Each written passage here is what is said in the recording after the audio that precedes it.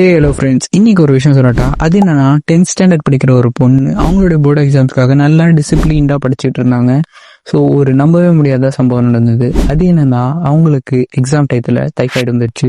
So அதனாலயோ என்னமோ அவங்களால எக்ஸாம்ல ஒழுங்கா பெர்ஃபார்ம் பண்ண முடியல. ஸோ அவங்களுடைய ரிசல்ட்ஸ் அவங்க எதிர்பார்த்த மாதிரி கிடைக்காதனால அவங்க டிசப்பாயிண்ட் ஆயிட்டாங்க.